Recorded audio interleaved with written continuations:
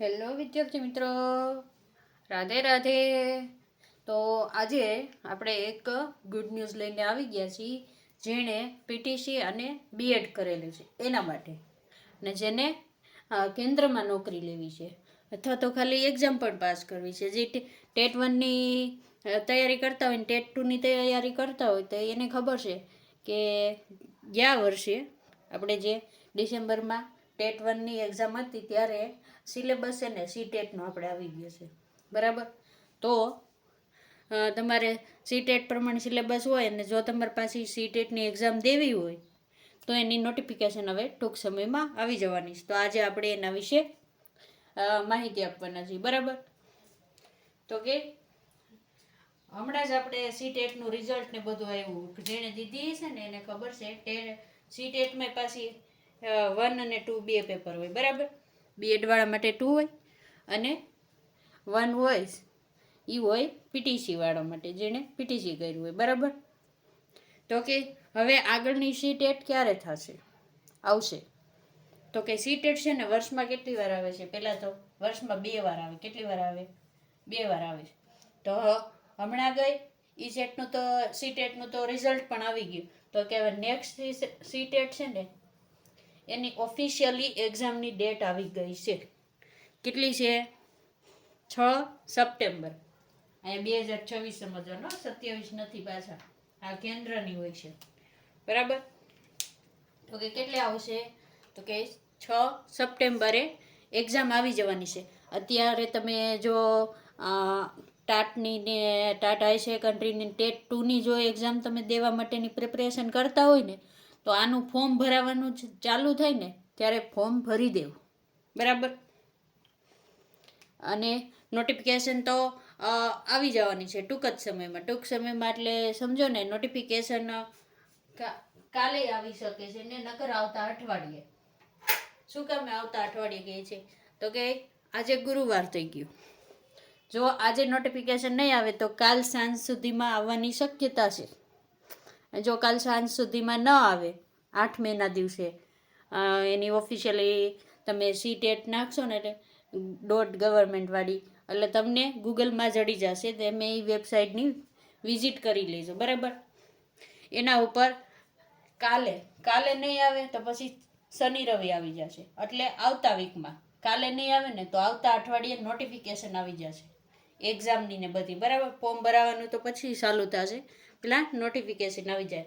અને તો તમને એમ થશે સિલેબસ.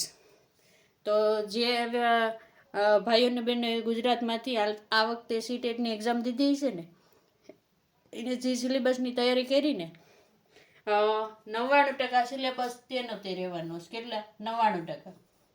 શું કામ 99% કેવી છે? તો કે સરકારનું કાંઈ નક્કી ના હોય, મન થાય તો બદલી પણ નાખે. ઓલા વખતે પણ એની વિચારણા ચાલતી જ હતી કે સીટેટનો સિલેબસ બદલી નાખવો છે, બરાબર. તો કે અત્યારે તો 99% બદલાવાની કોઈ શક્યતા નથી. એટલે તમે જે ટેટ ટુની તૈયારી કરતા હોય ગુજરાતીમાં, એ જ તમારે હિન્દીમાં પેપર લખવાનું. તમારે મેઇન તમારો વિષય હોય એ હોય, બરાબર. તમને તમારો સિલેબસ તો ખબર જ છે. ટેટ ટુનો કયો કે 1નો કયો. 1માં તો બધું કોમન જ હોય છે, બરાબર. તો કે રિઝલ્ટની વેલિડિટી કેટલી હોય? હવે તમને એમ થતું છે સીટેટ શું કામ દેવી જોઈએ? તો કે આ ગુજરાતની ઘોડે નથી કે આપણે ટેટ 1 પાસ કરી હોય ને તો એનો નિયમ છે, તમને ખબર હોય તો, બરાબર. કે રિઝલ્ટની વેલિડિટી 5 વર્ષ હોય. કેટલી હોય? 5 વર્ષ. અથવા તો નવો ઠરાવ ન આવે કે પરિપત્રમાં એ રીતનું જે રીતે સરકારે નક્કી કર્યું હોય એ રીતે, બરાબર. પરિપત્ર આવે એમાં એ રિઝલ્ટની વેલિડિટી એટલી હોય. આપણે જો ટેટ પાસ કરી હોય ને તો વેલિડિટી કેટલી આવે છે? 5ની આવે છે. હવે જેણે 2025માં ડિસેમ્બરમાં આપણે ટેટ 1 હતી એ પાસ કરી હોય, બરાબર, તો એને 30 લગીન વેલિડ ગણાય. 30 કે વધીને 31 લગીન, બરાબર. 25માં કરી, એન્ડમાં કરી એટલે આપણે 30 31 લગીન ગણી શકીએ. અથવા તો શિક્ષણ માળખું ન બદલાય ત્યાં સુધી. પણ સરકારનું કંઈ નક્કી હોતું નથી હો. આ વખતે તમે જોઈ લો કે ટેટ 1ના ફોર્મ ભરાણા 11,000ની ભરતીમાં, તો ખાલી 2023 અને 25ની જાય કી ને, બરાબર. વેલિડ કેટલી ગણી? 2025 વાળા અને 23 વાળા પાસ જ ટેટ 1માં ફોર્મ ભરી શક્યા. તો આગળના પાસ હોય એને શું કીધું? એને તો હવે પાસ હોય કે ના પાસ હોય એ તો હવે ગણાય જ નહીં. હવે એને નવેસરથી પાછી તૈયારી કરીને પાસ કરવી પડે જો એને ભરતીમાં આવવું હોય. તો ઘણાની તો ઉંમર મર્યાદા પણ વહી જતી છે, કારણ એક્ઝામ જ તમને ખબર છે કે 2023થી પછી ઠેઠ 2025માં આવી હતી, બરાબર. તો કે આની રિઝલ્ટની વેલિડિટી છે ને લાઈફ ટાઈમ હોય, આજીવન હોય. સીટેટ એકવાર પાસ કરી લીધી એટલે એનું રિઝલ્ટ તમારા ઘરે પોસ્ટમાં ન આવે, ઓનલાઈન આવે. ક્યાં આવે? ઓનલાઈન વેબસાઇટ ઉપર આવે. અને કાલેથી ડિજીલોકરમાં આવવાનું શરૂ થઈ ગયું છે. જો તમે ડિજીલોકર ન વાપરતા હોય ને તો ડાઉનલોડ કરી લેજો, જો તમે સીટેટ પાસ હોય તો. અને ડિજીલોકરમાં સીટેટનું જોઈ લેજો કઈ રીતે ડાઉનલોડ કરીને ડિજીલોકરમાં રિઝલ્ટને સર્ટિફિકેટ રાખવું, બરાબર. અને જો અત્યારે આપણે ડિજીલોકરનું આપણી પાસે સમજાવવાનું કંઈ છે ને, એટલે તમે યુટ્યુબમાં વિડીયો નાખશો ને કે ડિજીલોકરમાં સીટેટ એક્ઝામ રિઝલ્ટ કઈ રીતે ડાઉનલોડ કરવું, તો તમને ઘણા વિડીયો મળી જશે, બરાબર. તો આ માહિતી જો તમે સીટેટની એક્ઝામ દીધી હોય અને પાસ થઈ ગયા હોય ગઈ, બરાબર, તો આ ડિજીલોકરમાં ડાઉનલોડ કરી લેજો.